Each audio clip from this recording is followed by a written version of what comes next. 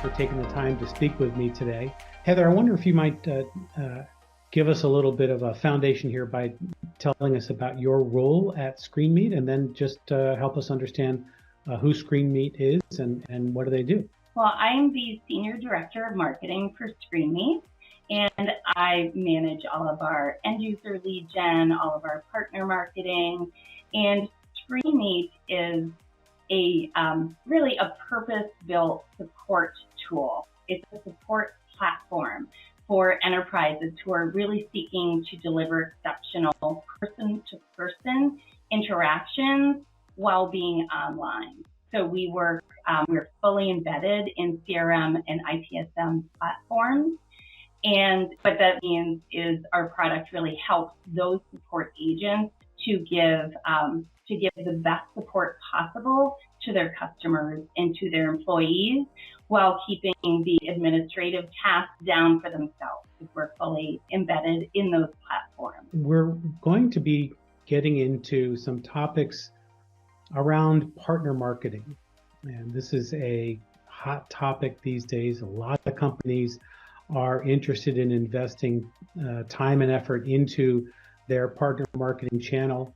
And so there is a lot of interest in what it takes to make that work. And you've got great experience and background in doing just that.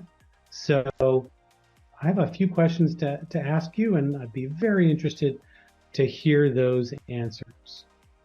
Great. Thank you, Mitch. Thanks for having me. So first, we're thinking about a joint ICP. The ICP that's shared between you and a partner that you're going to build a joint program with. How do you define those personas and uncover the insights to help position your solution to that joint ICP? Well, so there are a number of partners that we can be referring to. We can be referring to reselling partners who perhaps resell your software or services. We can also be discussing technology partners who you may be going after, trying to acquire their customers. So depending on which partners you're looking at, working with, there's also partners such as ISVs who may be in the same, really the same world that you're in, working with the same technologies, and you may have very symbiotic relationships, and so you may want to work with IC partners as well. So depending on which customer you're really targeting, it's really important to have those right from the beginning, those open conversations with your partner to make sure that from the very beginning you are aligned on who you're going after, who the best customer is from a company and industry perspective, and then drill down into the actual contacts and who do you need to speak with, who's going to be most receptive to hearing your message. And that may not be the same person that your partners that you're working with may be needing to speak with, although the company that they work for may be the same company that would really be a great fit for both you and the partner.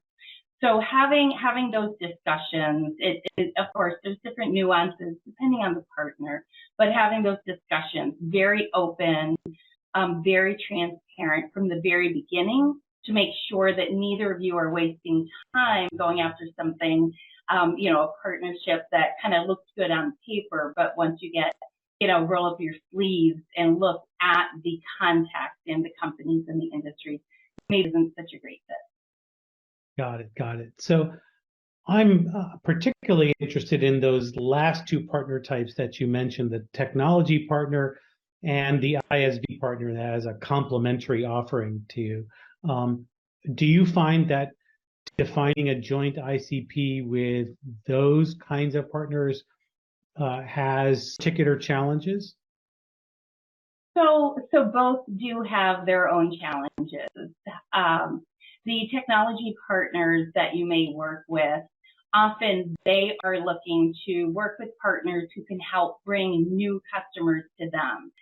And when you are the ISV working with the technology partner, you may be a better fit if your prospect already has that technology, as part of the applications that they work with. So sometimes it's a bit of a rub there because they want you to bring them leads. We might want them to help bring us leads. So really, again, being open, having those conversations of, okay, how can we both work together to get these customers? Maybe there's a component of upselling. Maybe there's a component of reaching out to existing customers of ours who maybe don't have the technology, or the technology customers that may be interested in your ISV solution. Got it. So in these various kinds of partner relationships, how do you decide who drives coming up with a joint marketing program and making sure it delivers? So I've worked with lots of different partners, and this question is a very good question because it typically depends on who's going to get the most out of a particular activity. If you're holding a webinar and you are a private software company, an ISV, for example, and you really want the technology partner kind of to give your product or your company, a little bit of credibility, that's really going to be more around you. You need to be driving it. When you're doing a webinar, make it as easy as possible for the technology partner, or even other ISVs, but for the technology partner to work with you. Make it very easy for them. Do the extra work of laying out the program, not just having a discussion, but putting it down on paper, seeding some questions, making sure that they really understand what your expectation is. And if it's something where it's a technology partner driven program, such as something that they might be putting some funds toward, then often it's very clear whether the technology partner is planning to drive it or not, since they're typically the bigger gorilla of the partners that you're working with. And that's something I understood from as you were speaking, that when you're saying technology partner, you're really mostly referring to large technology companies like an AWS or Google or Microsoft. Is that correct? Yes. Yeah, exactly. Got it. Yeah. But it is, if I might interject again, it is possible to work with these companies and work with the individuals who might be champions of your company within that technology partner organization. And so sometimes they will do one-off. Like we have done webinars that really did not get the technology partner kind of major involved, their PR department involved. It really was a smaller group who really is championing your product and your project. And therefore, you really, that's a relationship that you want to nurture and hold dear. And so helping them when you're driving it, helping them be the most prepared, and really removing as much of the legwork as possible, is really how I've seen success in the past. And I imagine that making it easier for those technology partners is a key part of actually creating a champion within those technology partners. Are there other things you do to identify and cultivate champions within those technology partners? Yes. So typically when you have a technology partner, you have like a partner account manager, someone who is your point person. But for the company that I work for, we have some very strong personal relationships within the executive team. And so that has certainly helped. And meeting people, not just relying on your one point of contact, But when you have opportunities to be at those technology events, or if some of those technology employees are at events, physical events that you're at, where you can really do a bit of networking, that's really important. That face-to-face. I know we've been challenged over the last 2 years to have any of that true face-to-face contact, but if you're able to, you can't underestimate the value of that face-to-face conversation, and that's really important. Treating those contacts, with respect, and being very open with them about what you want from the partnership as well as what you have to offer. Got it.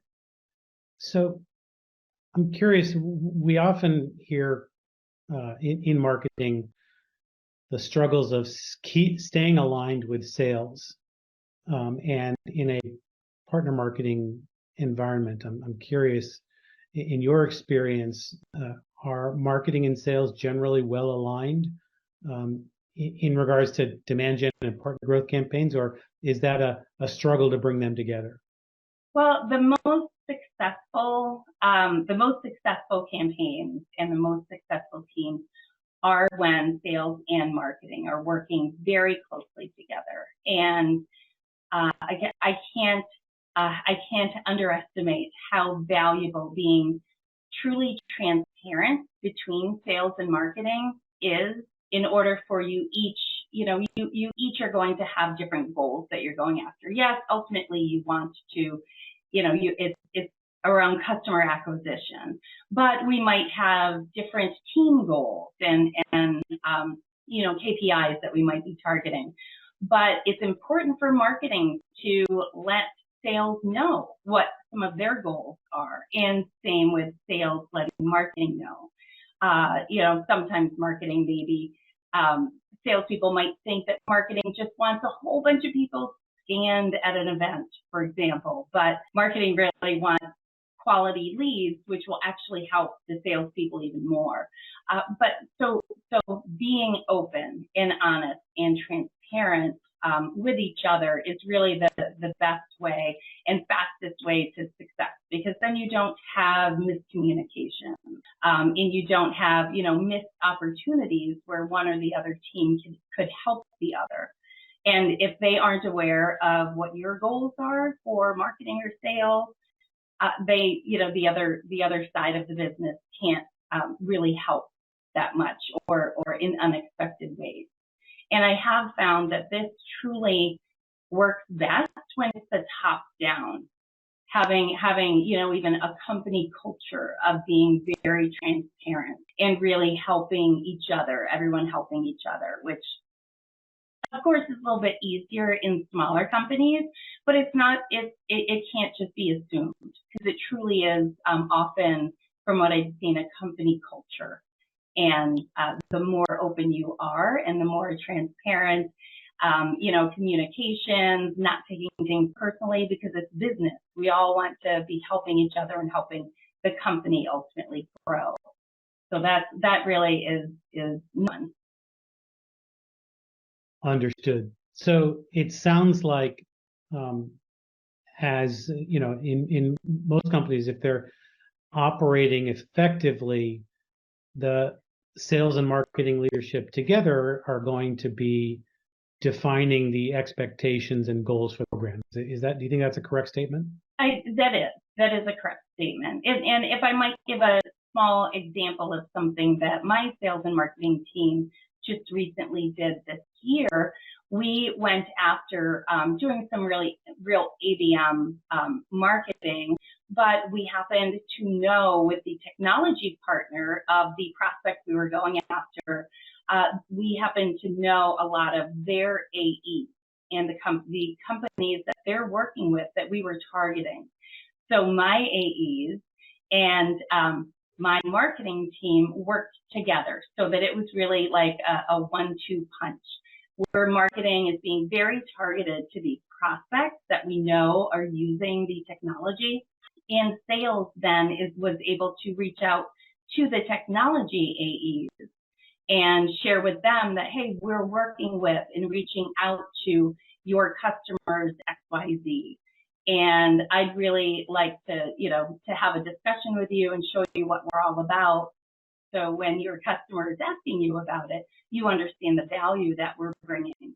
And so you're sharing, you as the smaller partner are sharing with the technology partner really the benefits for them. But this way, we had numerous prospects say, oh, I was just talking with my technology AE about this and about my need, and they mentioned you, and isn't this funny? You're emailing me right now.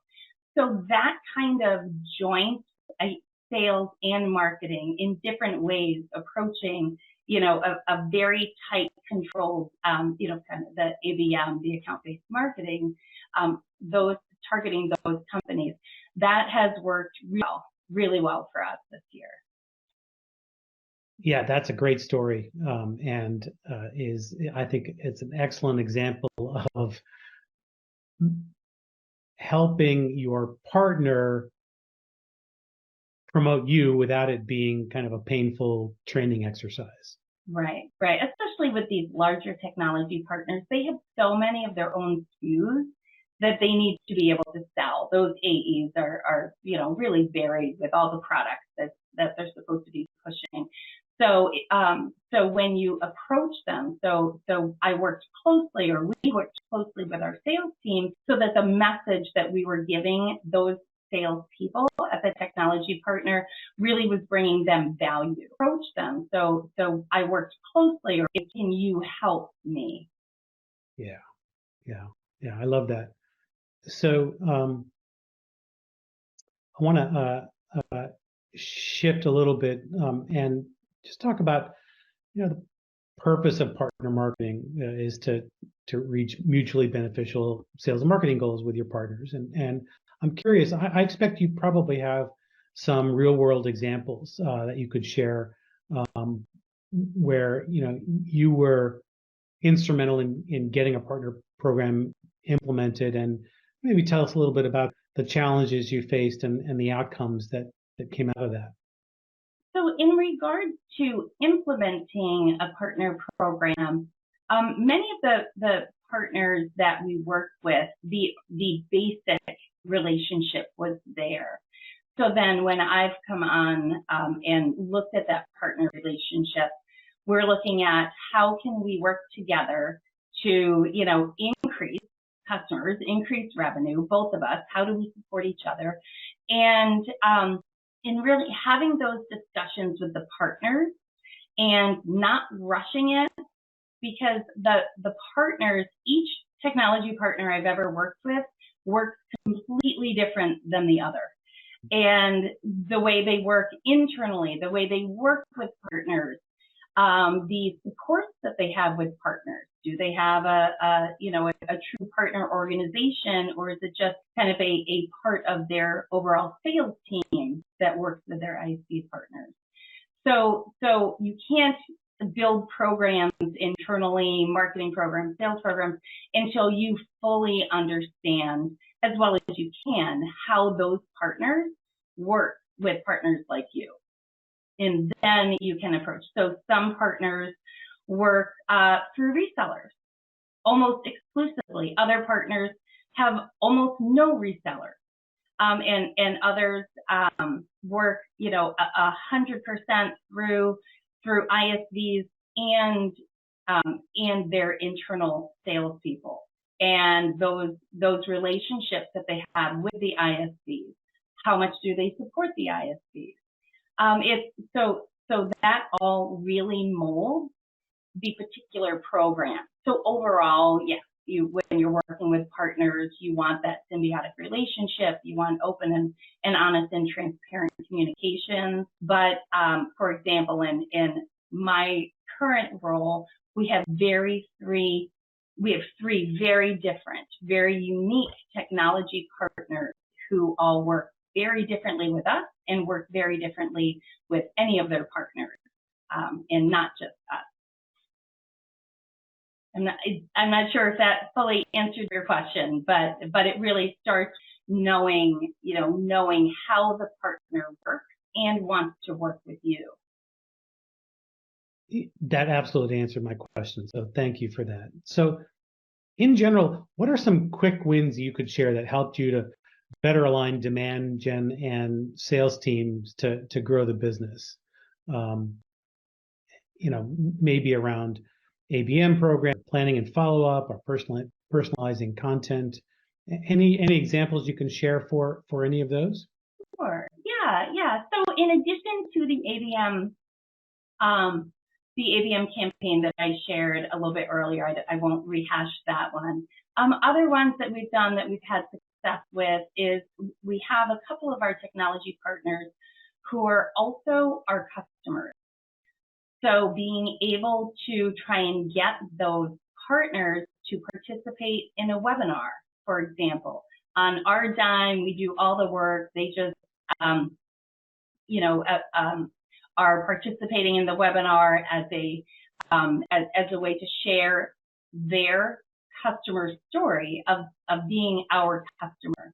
And that really carries a lot of weight. And of course, if anyone's a marketer who's watching this, if you have a great webinar, that can then be turned into so many different valuable assets, including just one-off quotes that you can include in email outreaches, in social outreaches, LinkedIn posts, snippets of the webinar to really show that this technology partner, you're using their product, you could benefit, your business can benefit from our product, and here's how, and here's why they purchased our product, and this is the success that they're seeing.